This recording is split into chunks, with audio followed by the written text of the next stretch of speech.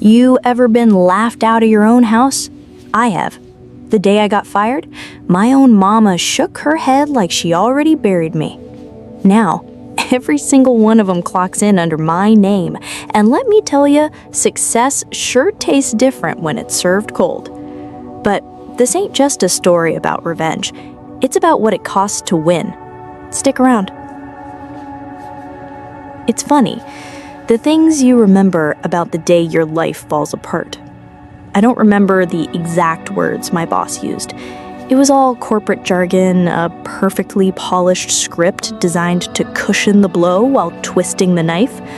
Restructuring, synergies, difficult decisions. The usual nonsense that means your key card won't work in 5 minutes. What I remember is the plant on his desk. A sad-looking orchid, barely clinging to life. He'd watered it while he was telling me my career was dead. The sheer, breathtaking indifference of it. That I remember. The drive home was a blur of gray concrete and traffic lights that seemed to stay red just for me, prolonging the agony. I pulled into the driveway of the house I'd run away from at 18, the house I'd sworn I'd only ever see again for holidays, my mother's house. At 34, with a master's degree and a decade of climbing the corporate ladder under my belt, I was home. And not in the triumphant, look at me now way I'd always imagined. I was a failure, and my car, filled with the contents of my sad little office cubicle in a cardboard box, was the proof. My mother, Linda, was at the door before I could even turn the engine off. She had a way of sensing bad news like a storm crow. She wiped her hands on her apron, her face a mask of what she probably thought was concern, but what I knew was morbid curiosity. "Ava, what are you doing home in the middle of the day?" I couldn't form the words. I just pointed to the box in my passenger seat. Her eyes followed my finger, and the pretend concern on her face melted away, replaced with a tight, disappointed line. She didn't hug me. She didn't say it would be okay. She just shook her head, a tiny, almost imperceptible motion, and sighed. The sigh of a woman who had been expecting this all along. The sigh that said, "I knew you'd fly too close to the sun." My older brother, Mike, was slouched on the couch, watching some daytime sports show with the volume cranked. He was 2 years older than me, but he'd never really left this house, this town. He worked at the local hardware store, and his life revolved around his bowling league and complaining about the price of beer. He saw the box, and a slow, lazy grin spread across his face. "Well, well, well, look what the cat dragged in," he drawled, not taking his eyes off the TV. "Decided to join us common folk again?" I didn't answer. I just walked past them, up the familiar carpeted stairs, my feet heavy as lead. My old room was exactly as I'd left it 16 years ago, except now it was a storage space for my mother's sewing machine and boxes of old photo albums. The walls were the same pale pink I hated, covered in faded outlines where my posters used to be. I dropped the box on the floor, the sound echoing in the silent room. I sat on the edge of the single bed, the mattress groaning under my weight. I was a ghost in the museum of my own childhood. The days that followed blurred into a miserable, monotonous loop. I'd wake up, scroll through job postings on a laptop screen that felt like it was mocking me, and get ignored. My resume, which once was a source of pride, was now just a digital cry for help, met with automated rejection emails. Downstairs, life went on without me. My mother would hum in the kitchen, Mike would laugh at the TV, and I'd stay in my room, the 4 pink walls closing in on me. Family dinners were the worst. It was like I was a stranger they were forced to house out of familial obligation. They'd talk around me, over me, about Mike's bowling score, about gossip from the neighborhood, about anything other than the collapsed star of a daughter sitting right there at the table. I'd just push food around my plate, the silence of my own failure roaring in my ears. The teasing was subtle at first.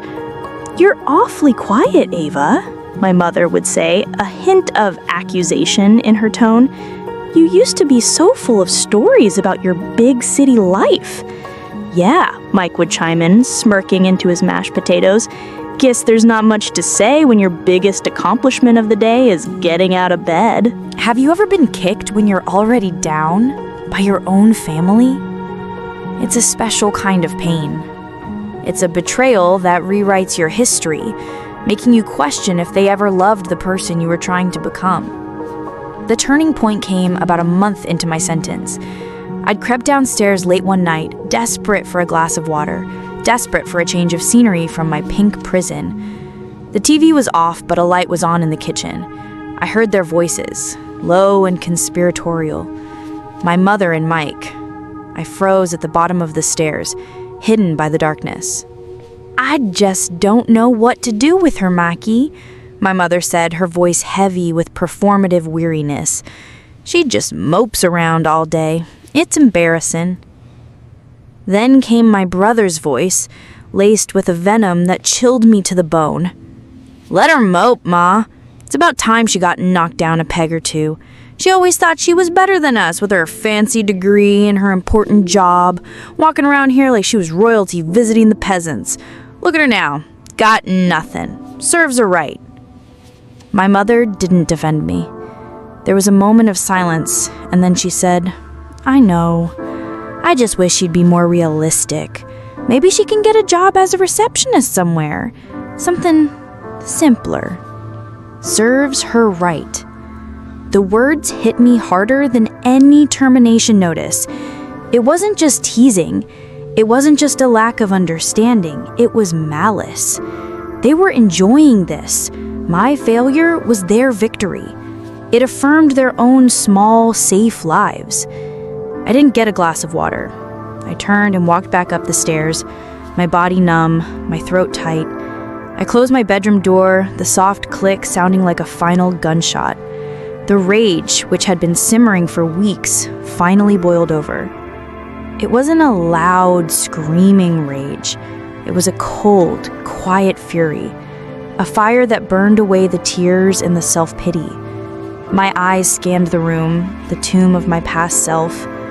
They landed on a stack of old boxes in the corner, and on top a dusty, spiral-bound notebook. I pulled it out. On the cover, in my own bubbly teenage handwriting, were the words, "Startup Ideas 2012. My hand trembled as I opened it. The fury in my chest wasn't an ending. It was a beginning. The pages of that old notebook smelled like dust and forgotten dreams. They were filled with the kind of boundless, naive optimism only a college kid can have. App ideas, website concepts, ridiculous gadgets. Most of it was garbage. But as I flipped through the pages, a cold fire burning in my gut, one idea snagged my attention. It was scribbled on a page stained with what looked like coffee from a decade-old all-nighter. The headline read, "The Mental Load Manager." Underneath, I had sketched out a crude wireframe for a platform aimed at helping mothers organize the invisible labor of running a household. The doctor's appointments, the school forms, the meal planning, the emotional support. It was a productivity tool, but it was also a wellness platform. It was designed to alleviate the specific, crushing burnout that I'd seen so many of my female colleagues struggle with. The ones juggling careers and families, slowly being ground down to nothing.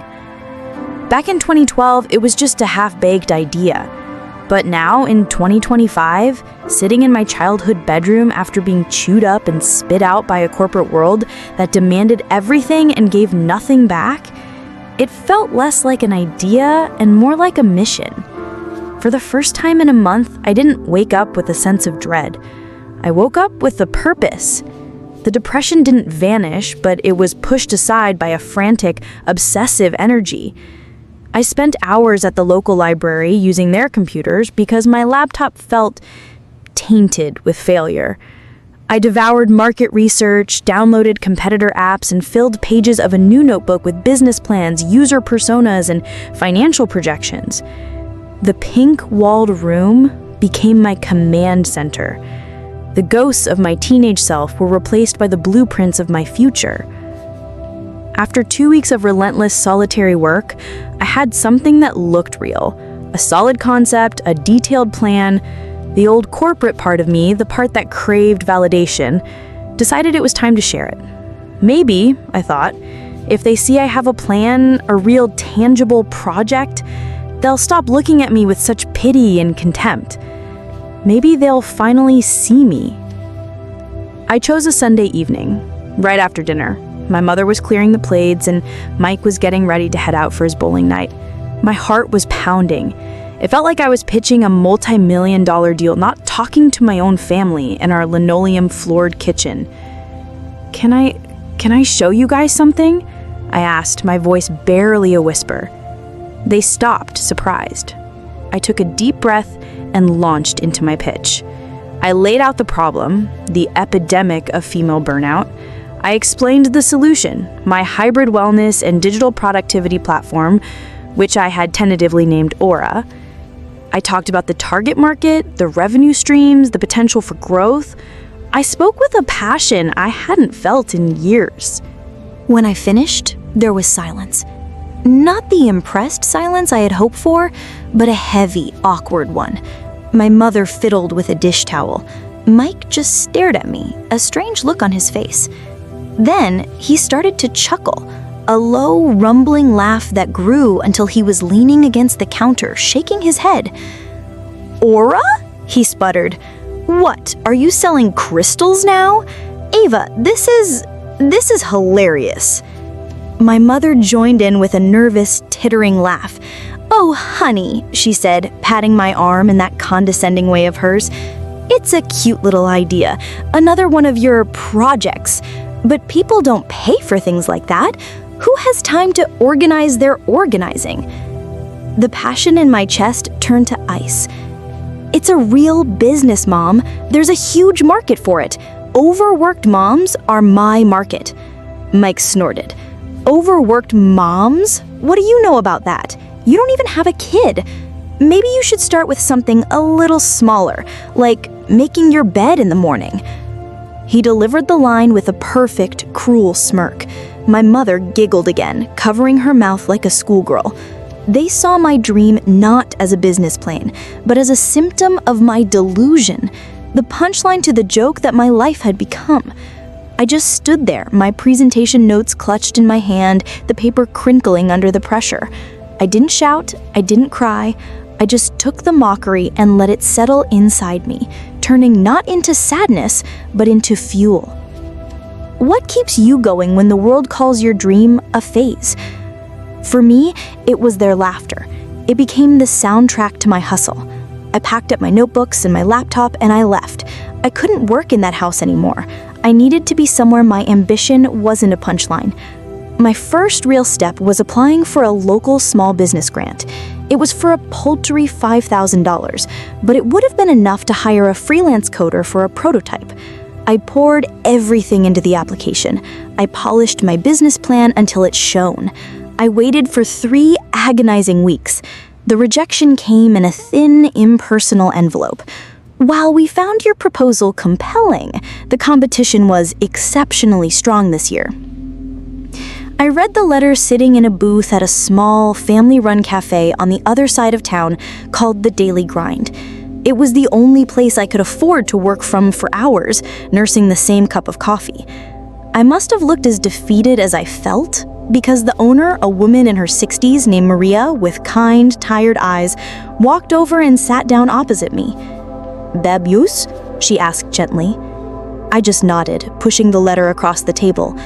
She read it and slid it back, her expression soft. "Rejection is just a comma, not a period, mija. I see you in here every day. You work harder than anyone I've ever seen. What are you building?" So I told her.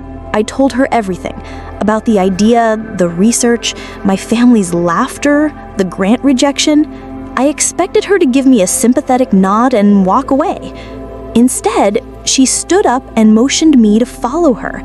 She led me through the kitchen, the smell of coffee and baked bread filling the air, to a door at the back. She opened it to reveal a small, cluttered storeroom. It was filled with old chairs and boxes, but it had a big window and a sturdy table. "This room just collects dust and memories," Maria said. "The rent is 1 coffee a day, and you have to listen to my stories when I get lonely. You can work here. No one will laugh at you here." I stared at her, then at the room. It wasn't a grant, it wasn't an investment, it was better. It was a lifeline. It was the first time someone had looked at my dream and not seen a joke, but a seed worth watering. I spent the next 2 months in that back room. My days were a time lapse of frantic energy. I taught myself basic coding from YouTube tutorials. I built a clunky but functional website. I scribbled marketing ideas on a giant whiteboard I'd bought with my last few dollars. I ate stale pastries Maria left for me and often fell asleep on my laptop, the glow of the screen illuminating a room filled with sketches and dreams. I was exhausted, broke, and running on pure spite and Maria's coffee. And then one Tuesday afternoon, an email popped up in my inbox. The subject line was, "Urgent collaboration inquiry." I thought it was spam. I almost deleted it. But something made me open it. The email was from the editor of a massive, influential parenting blog. One of their writers had stumbled upon my placeholder website and was intrigued by the concept. They wanted to know if I had a beta version they could test. They wanted to be my first client. I read the email 3 times, my heart hammering against my ribs. My hands were shaking so hard I could barely type a reply. It wasn't a check for $1 million, but it felt like it. It was a big one. It was the first crack of light in a long, dark tunnel.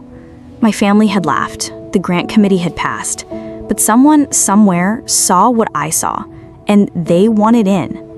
That first client changed the temperature of everything.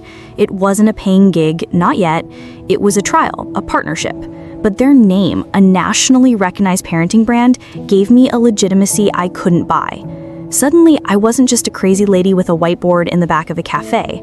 I was the founder of a platform being beta tested by industry leaders.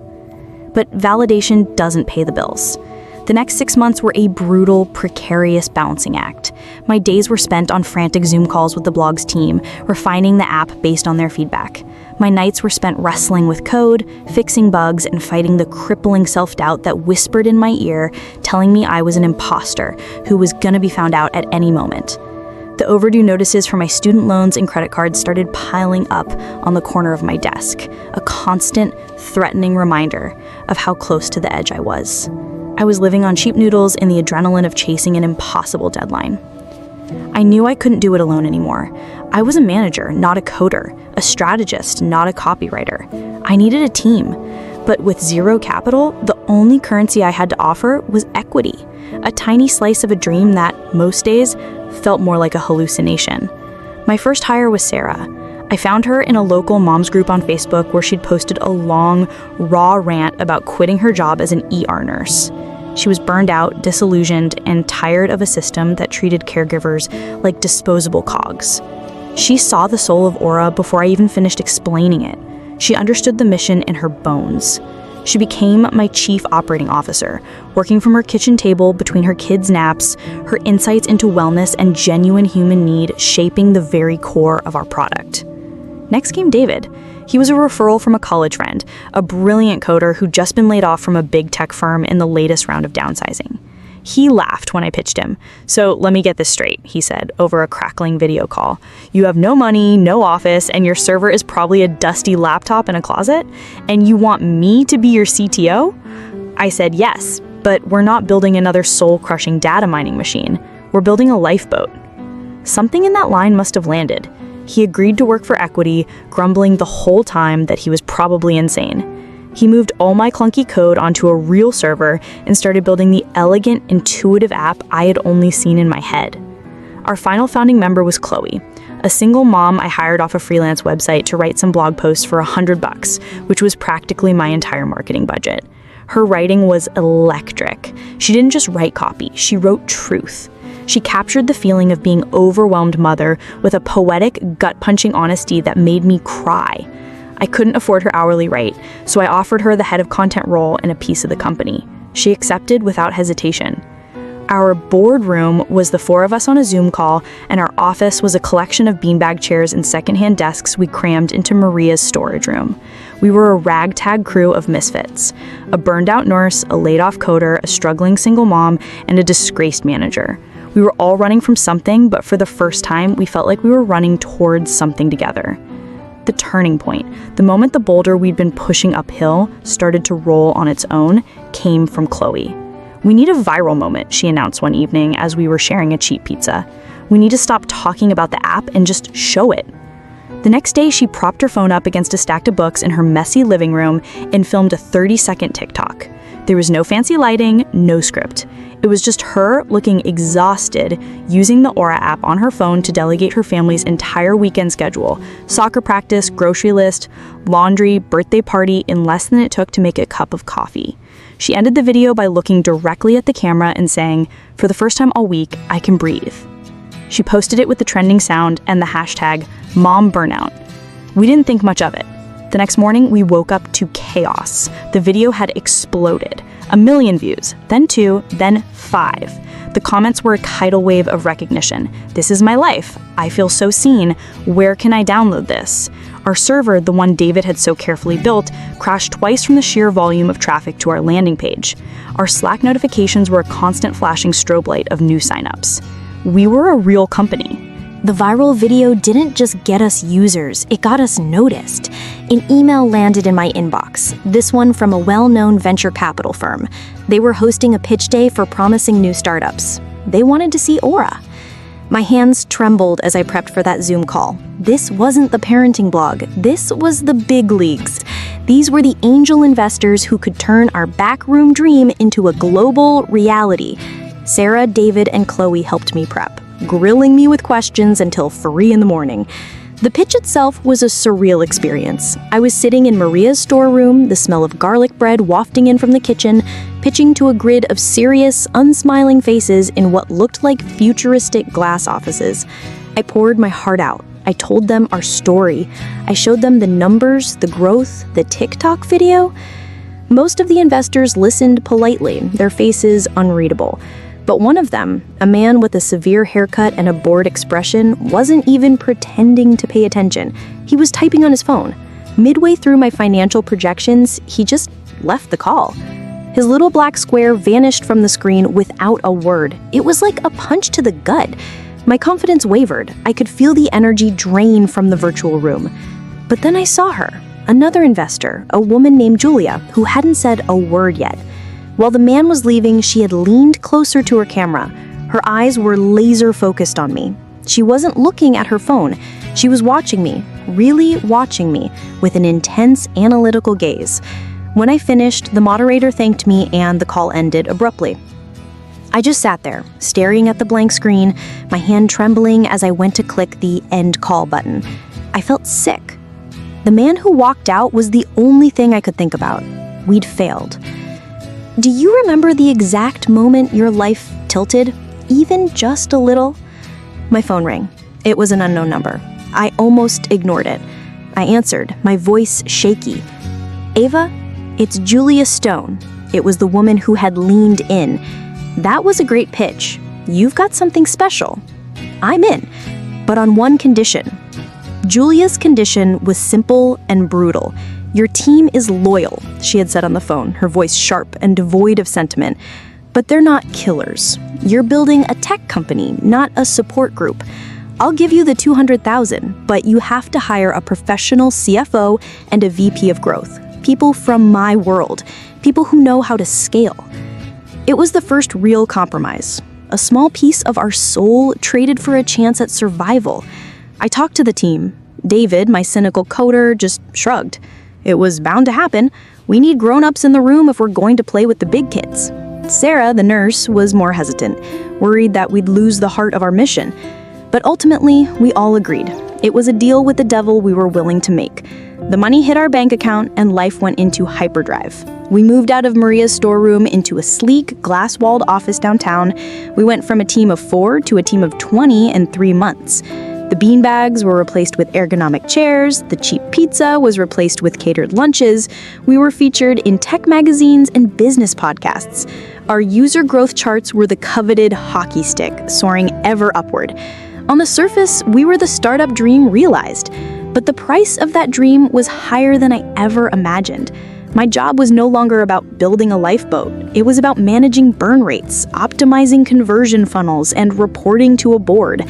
I was working 18-hour days, fueled by caffeine and pressure.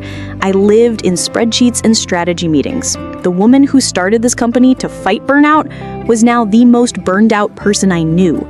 My old friends stopped calling. They'd say, "You're always working. You've changed, Ava." They were right. I was changing. The lines between Ava the person and Ava the CEO were blurring until only the CEO was left. I'd walk through our beautiful new office, see the teams collaborating, the buzz of activity, and feel a profound sense of detachment, like I was watching a movie of someone else's life. I had a corner office with a panoramic view of the city, and all I felt was a crushing loneliness.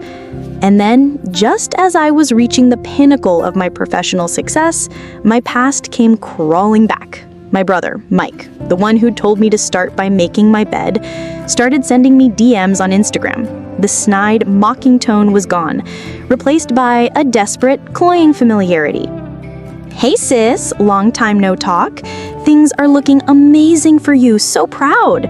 Followed a week later by, "Saw that article about you in Forbes? Incredible! You always were the smart one."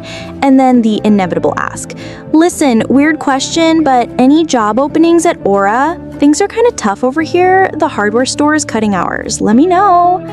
My mother, too, underwent a miraculous transformation. Suddenly, she was my biggest cheerleader.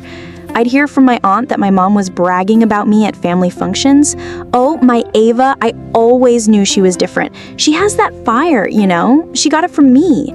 The woman who had sighed with disappointment when I lost my job was now taking credit for my success.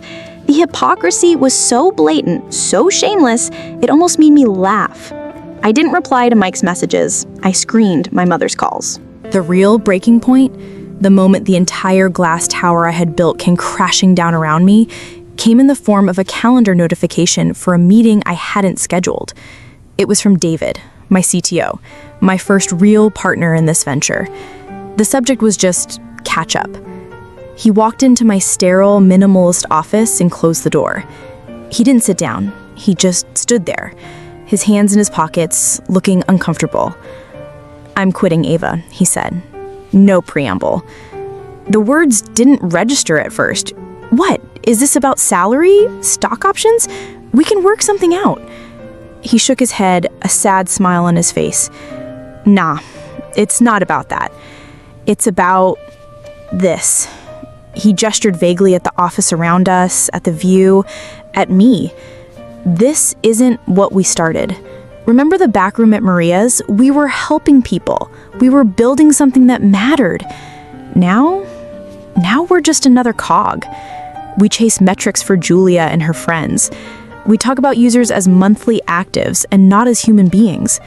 There's been a mission drift, Ava. And honestly, you've become everything we used to hate." His words were quiet, but they hit me with the force of a physical blow. I looked around my designer office, at the expensive art on the walls, at my own reflection in the floor-to-ceiling window, a tired, emotionless woman in a power suit. He was right. I had become my old boss. I was watering the plant while someone else's world was on fire. Have you ever gotten exactly what you wanted and felt completely lost? After David left, I sat in my silent office for hours, the city lights twinkling below me like a galaxy of lost souls. I felt hollowed out. In a daze, I went home to my empty, stylish apartment and started rummaging through a box of old things. My fingers found my old smartphone, the one from before Aura. I charged it, and as it booted up, a notification popped up. One unread voicemail. It was from my dad. He had passed away 5 years ago, before I got laid off, before all of this. I had never been able to bring myself to delete his messages. I pressed play. His voice, warm and familiar and full of a kindness I hadn't felt in years, filled the silent room. "Hey kiddo, just calling to say hi. Whatever you're up to out there, I hope you're happy." And whatever happens, be kind. To others, but mostly to yourself. That's all that ever really matters. Tears streamed down my face. When was the last time I had been kind to myself? When was the last time I'd even asked myself if I was happy? The decision was impulsive, irrational, and the clearest thing I had done in months. I opened my laptop, went to an airline website, and booked a one-way ticket. Not to a tropical island, not to some wellness retreat. I booked a ticket back to the town where it all started, the town I had run from. I had to go back. I had to find the person I'd lost. I didn't go back to my mother's house. I didn't go back to being the failure in the pink bedroom. I went back as the founder and CEO of Aura, and my first order of business was to open our second headquarters right there, in my hometown. It was partly a strategic move, lower overhead, a new talent pool, but mostly it was for me. It was an act of rewriting my own story in the one place it had gone so wrong. I wanted to build something that created opportunities in a town that felt like a dead end. Part mission, part closure. The new office was in a renovated old brick warehouse on Main Street, a place that used to be a textile mill that had shut down decades ago, taking most of the town's jobs with it. We filled it with light, color, and living plants, not sad, dying orchids. The energy was electric, hopeful. It was everything my childhood home was not. 2 months after we opened, I was conducting the final round of interviews for a front desk coordinator. It was an entry-level position, but a crucial one. They were the first face people would see when they walked into Aura. My HR manager, a sharp woman I'd hired from a local firm, had narrowed it down to 3 candidates. She slid the last resume across my desk. "This guy is a bit of a wild card," she said. "No real corporate experience, but he's eager. Name's Michael Peterson." I glanced at the resume. My breath caught in my throat. Mike's last name was Peterson, my father's name. My mother had gone back to her maiden name after the divorce. I hadn't seen his full name written out in years. Michael Peterson. Hardware clerk. Divorced. Address? My mother's house. "Send him in," I said, my voice betraying nothing. He walked in, and for a second, I saw the brother I grew up with, but he looked smaller, defeated. The arrogant smirk was gone, replaced by a nervous, tired tension around his eyes. He was wearing a cheap suit that was a little too tight in the shoulders. He looked down at his resume, then up at me, and his face went completely white. He hadn't made the connection. He just knew he was applying to the buzzy new tech company in town. He had no idea it was mine. "Ava," he whispered, his voice cracking. I gave him a calm, professional smile. "Michael, please, have a seat." The interview was the most surreal 30 minutes of my life. I stuck to the script. I asked him about his strengths and weaknesses. I asked him to describe a time he dealt with a difficult customer. He stammered through his answers, his gaze darting around my office, at the view, at the nameplate on my desk that read Ava Chen, CEO. He was trying to reconcile the sister he'd mocked with the woman sitting across from him, holding his future in her hands. His answers were laced with a desperation that was painful to watch. He told me he was divorced, that his ex-wife had moved away. He told me the hardware store had laid him off. He told me he needed a fresh start, that he was a hard worker, that he'd do anything. He never once acknowledged who I was. He was too scared, too stunned. When he was done, I leaned back in my chair. "Thank you, Michael. I have one final question. Why do you want to work at Aura?" He looked at me, really looked at me for the first time. The shock was finally giving way to a dawning, horrified understanding. I need the job, Ava," he said, his voice raw. I was silent for a long moment. I could have turned him down. I could have lectured him. I could have savored the moment, rubbed his face in the delicious, satisfying irony of it all. The younger me would have, but the voice of my father echoed in my head. "Be kind." "The job is entry-level, Mike," I said, my tone even. "It's answering phones and scheduling meetings. The pay is what it is, and the hours are non-negotiable. You'll be starting at the bottom, just like every other new hire. There are no special favors. You can take it, or you can walk away. The choice is yours." He just stared at me, his eyes wide. He swallowed hard, a muscle twitch in his jaw. He was a proud man, and I was offering him the most humbling position imaginable, to work for his little sister, the failure.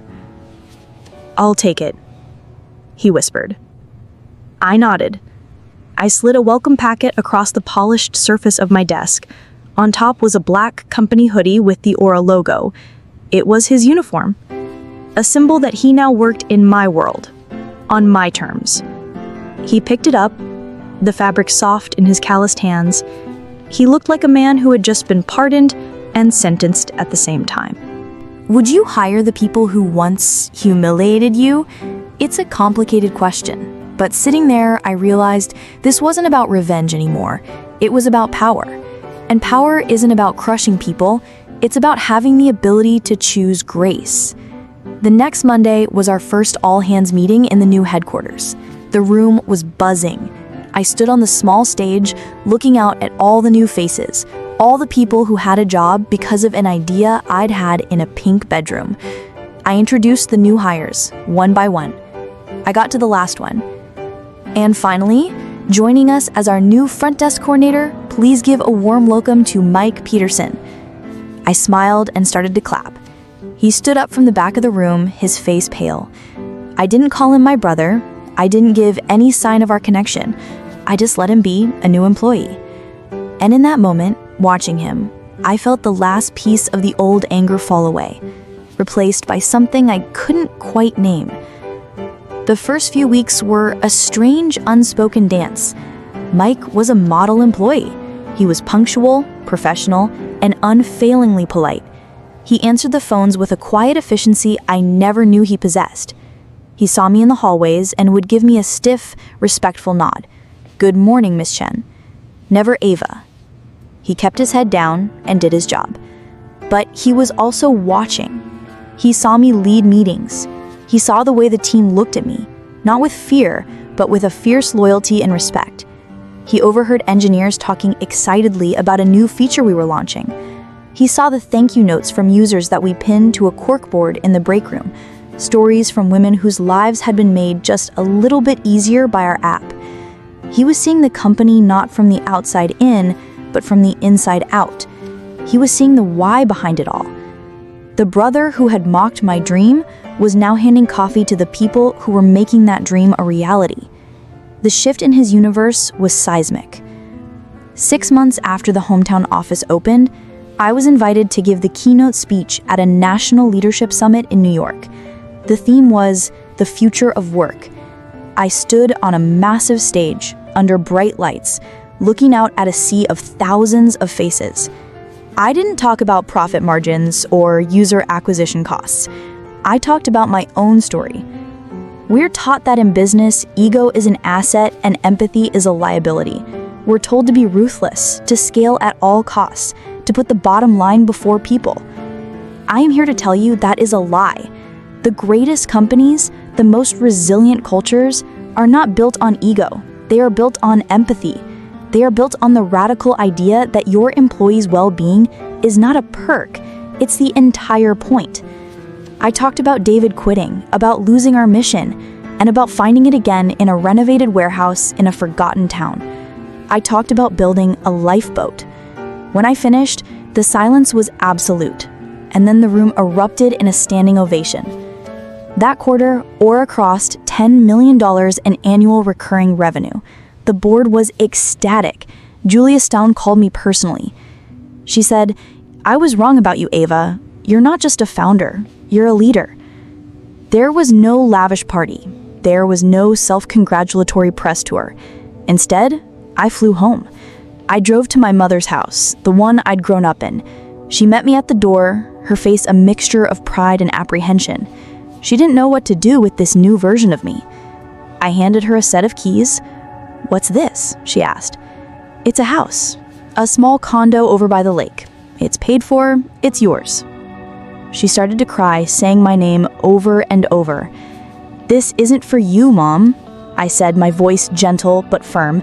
"This isn't about forgiveness. It's for me, so I can finally lock the door on this place and know you're safe, so I can close this chapter."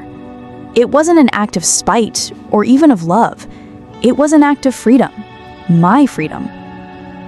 The next day at the office, there was a small folded note on my keyboard. The handwriting was messy, unfamiliar.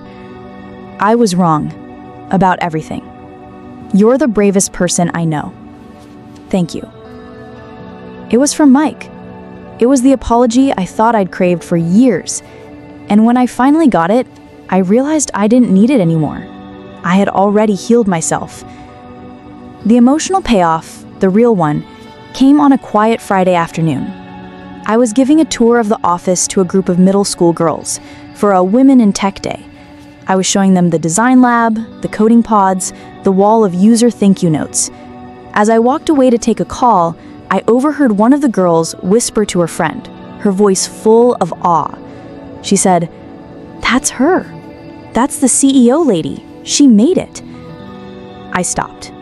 A slow, genuine smile spread across my face. Not the polite, professional smile for the cameras or the tight, forced smile for my family. A real one. I looked out the window of my office at the town that had tried to break me, at the company I had built from the ashes of my failure. I took a deep breath and exhaled. A long, slow sigh of peace. What would the younger you say if she saw you now? I think she'd be shocked. I think she'd be proud. And I think she'd finally believe that she was worth betting on all along. Have you ever been underestimated? Tell me in the comments what your Ava moment will be. Your story isn't over yet.